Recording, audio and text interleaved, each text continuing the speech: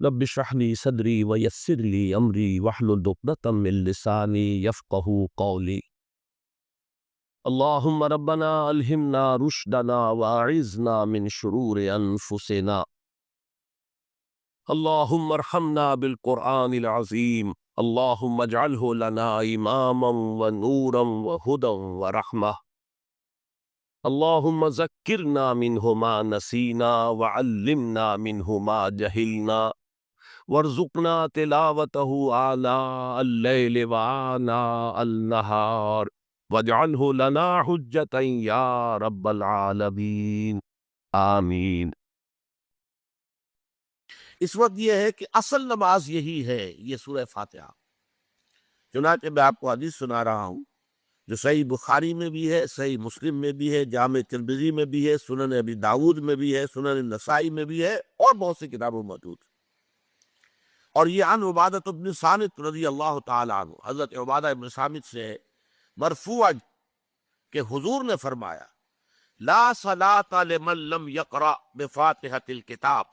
اس شخص کی کوئی نماز نہیں ہے جس نے کہ سورہ فاتحہ کی تلاوت نہیں کی۔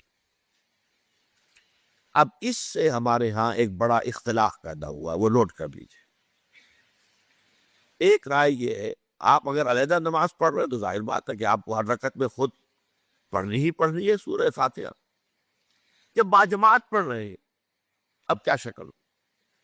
امام پڑھ رہا ہے سورہ فاتحہ تو کیا مقتدی کو بھی پڑھنی چاہیے؟ اس حدیث میں جو الفاظ کی شدت ہے اس کی بنا پر رجحان یہ ہوتا ہے کہ یقیناً اس صورت میں ہر شخص کو لا صلاۃ لمن لم یقرأ بفاتحۃ الکتاب، جس نے کہ فاتحہ کی تلاوت نہیں کی، قرات نہیں کی، اس کی کوئی نماز ہی نہیں۔ تو یہ موقف ہے امام شافعی کا، یہی مسلک ہے ہمارے اہل حدیث بھائیوں کا کہ آپ چاہے اکیلے نماز پڑھ رہے ہو، چاہے امام کے پیچھے پڑھ رہے ہو، اور چاہے امام جو ہے وہ جہری رکعت پڑھا رہا ہے اور چاہے سری رکعت پڑھا رہا ہے۔ خاموشی والی رکعت سورہ، آپ کو معلوم ہے کہ نماز جو زور اور عصر کی ہے تو چاروں رکعتیں جو ہے وہ سری ہے، مغرب کے اندر آ کر دو جہری ہیں ایک سری ہے، عشاء میں آ کر دو جہری ہیں دو سری ہیں، سورہ اور نماز فجر کے اندر دونوں جو ہیں وہ جہری ہیں۔ تو چاہے جہری ہو چاہے سری ہو، آپ کو بھی لازماً جو مقتدی ہے اسے بھی سورہ فاتحہ پڑھنی ہوگی۔ اب اس کے لیے انہوں نے یہ طریقہ جو ہے تلقین کیا ہے کہ امام تیزی سے نہ پڑھے، رک رک کر پڑھے الحمدللہ رب العالمین، اس کے بعد اتنا وقفہ دے دے کہ جو مقتدی ہے وہ بھی کہہ لے اپنے دل میں یا اب پڑھ لے الحمدللہ رب العالمین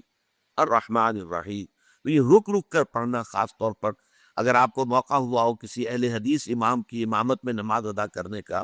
تو آپ دیکھیں گے کہ بڑا فرق ہے۔ ہمارے جو حنفی امام الحمدللہ رب العالمین الرحمن الرحیم مالک یوم الدین ایاک نعبد و ایاک نستعین، چار آیتیں جو ہے وہ بھی ایک سانس میں پڑھ جائیں گی، لیکن یہ کہ عام طور پر جو اہل حدیث حضرات ہیں وہ رک رک کر ٹھہر ٹھہر کر پڑھتے ہیں، ترتیل کے انداز میں پڑھتے ہیں۔ یا پھر دوسری شکل انہوں نے ایک اور کی ہے، یہ آپ سعودی عرب میں جب کبھی نماز پڑھیں گے اور آپ پڑھی ہو آپ نے تو وہاں آپ دیکھیں گے کہ امام جو ہے وہ سورہ فاتحہ پڑھنے کے بعد کوئی 1 منٹ جو ہے خاموش رہتا ہے تاکہ آپ اب جو مقتدی ہے وہ اس وقفے میں وہ اب سورہ فاتحہ پڑھ لیں، پھر وہ قرات کرے گا، کوئی اور آیات اس نے شامل کرنی ہے تو بعد میں شروع کرے گا، درمیان میں وقفہ ہو۔ لیکن ایک مسلک یہ، اور یہ مسلک جو ہے یہ در حقیقت قرآن مجید کی ایک آیت کے اوپر مبنی ہے۔ سورہ اعراف کے آخر میں فرمایا گیا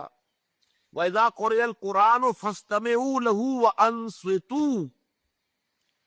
جب قرآن پڑھا جا رہا ہو تو توجہ سے اسے سنو، خود خاموش رہو۔ اب یہ قرآن مجید کی آیت ہے، اس کے بنا پر ایک رائے یہ ہے کہ آپ امام کے پیچھے سورہ فاتحہ نہیں پڑھیں گے، پڑھا جا رہا ہے سنو اس کو، خود خاموش رہو۔ اور اس کے لیے وہ دلیل دیتے ہیں کہ یہ شکل ایک وفد کی سی ہے، جیسے کسی بڑی شخصیت کے پاس اگر آپ کا کوئی وفد جاتا ہے، 8-10 افراد ہیں، ان میں اسپوکس مین ایک ہوتا ہے، وہ بات کرتا ہے، باقی سب لوگ موجود رہتے ہیں، سنتے ہیں۔ اسی طریقے سے امام جو ہے وہ گویا کہ آپ کا نمائندہ ہے، اور وہ پڑھ رہا ہے الحمدللہ رب العالمین الرحمن الرحیم مالک یوم الدین، تو امام کی قرات ہی آپ کی بھی قرات ہو گئی، گویا کہ اس آیت سے، اس حدیث سے اختلاف نہیں ہے، اس کی تعبیر سے اختلاف ہے کہ امام کا قرات کر لینا در حقیقت مقتدیوں کی طرف سے بھی قرات ہے۔ اس میں جو حنفی مسلک ہے وہ بہت سخت ہے، اور وہ یہ ہے کہ چاہے سری نماز ہو اور چاہے جہری ہو، ہر کسی بھی حالت میں مقتدی جو ہے وہ سورہ فاتحہ نہیں پڑھے گا۔ اب اس میں ذرا سا سوال پیدا ہوتا ہے کہ جہری رکعت میں تو اس آیت کا اطلاق ہو جائے گا کہ وَإِذَا قُرِئَ الْقُرْآنُ فَاسْتَمِعُوا لَهُ وَأَنصِتُوا، سری میں تو اس آیت کا اطلاق نہیں ہوتا۔ بہرحال یہ مسلک ہے، امام شافعی کا ایک انتہا پر ہے، ہر صورت میں سری ہو یا جہری ہو آپ کو پڑھنی ہی پڑھنی ہے، اور امام ابو حنیفہ دوسری انتہا پر ہے کہ چاہے سری ہو چاہے جہری ہو کسی شکل میں نہیں پڑھنا۔ امام مالک کا مسلک ہے درمیان میں، اور میں اس میں کوئی جھجک محسوس نہیں کرتا کہ میں آپ کے سامنے عرض کر دوں کہ میں اس پر عمل پیرا ہوں۔ وہ کیا ہے؟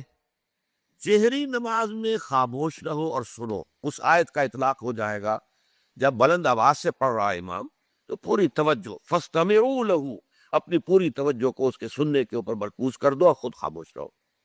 سری رکعت میں البتہ جبکہ وہ بھی خاموشی سے پڑھ رہا ہے آپ بھی خاموشی سے پڑھ رہے ہیں۔ بہرحال ان چیزوں میں نے یہ سب کو بیان کیا ہے تو اس سے جو میرا مقصود ہے وہ یہ ہے کہ معلوم ہو جائے کہ اس میں کوئی بڑی بنیادی بات نہیں ہے، نہ یہ کہ جو حنفی ہیں وہ اس حدیث کا انکار کرتے ہوں کہ لا صلاۃ لمن لم یقرأ بفاتحۃ الکتاب، کیسے وہ انکار کریں گے، اور نہ ہی کوئی جو حنبلی ہے یا اہل حدیث ہے وہ قرآن کی اس آیت کا اختلاف سے جو ہے وہ اختلاف کر سکتا ہے کہ اذا قرئ القرآن فاستمعوا له وانصتوا، لیکن یہ کہ اس کے پھر اس سے جو احکام کا استنباط ہے اس میں اختلاف ہو جاتا ہے، تو اس کو نہیں سمجھنا چاہیے کہ یہ کوئی بہت بڑی اہمیت والی بات ہے۔ جب اللہ سے دعا کی جاتی ہے تو عام طور پر کہتے ہیں اللہ اپنے حبیب کے صدقے میں ہمیں سیدھی راہ دکھا، اس کا موجودہ دور کے حوالے سے کیا کانسیپٹ ہے؟ جو کام بھی ہم اللہ کے ساتھ کریں وہ ایک عبادت کا جز ہو جاتا ہے، اور اس میں کافی پیروی ہونی چاہیے حضور کی اور صحابہ کی۔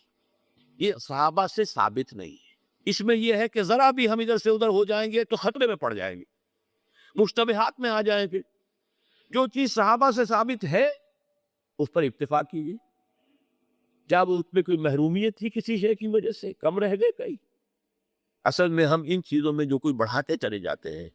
اس سے پھر گمراہی کے،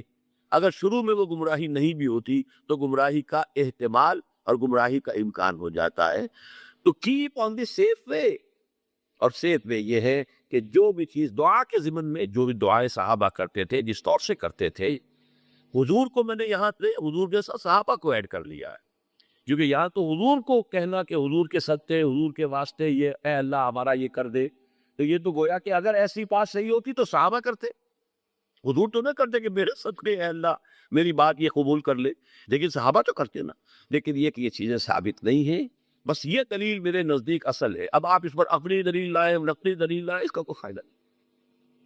پہلے اصول طے کروا لیجئے، ما انا علیہ واصحابی، دین وہ ہے جو حضور کے طرز عمل سے اور حضور کے صحابہ کے طرز عمل سے ثابت ہو جائے کہ اس اصول کو جتنا پختہ کر لیں گے پھر اس کے حوالے سے بھائی لا ثبوت لا، بس ٹھیک ہے۔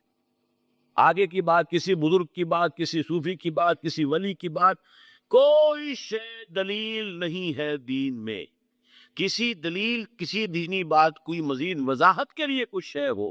یا سائنس کی بات ہو، اس کا کوئی ثبوت حدیث سے ثابت ہونا ضروری نہیں ہے، حضور سائنس پڑھانے نہیں آئے تھے۔ وہ فلسفے کا مسئلہ ہو، دین کی بات، عقیدے کی بات، عبادت کی بات، اور دعا جو ہے وہ خل عبادت ہے، عبادت کا جوہر ہے، اس پہ یہ ہے کہ ما انا علیہ واصحابی، خصوصاً علی افضلہم وخاتم النبیین محمد الامین وعلی آلہ وصحبہ۔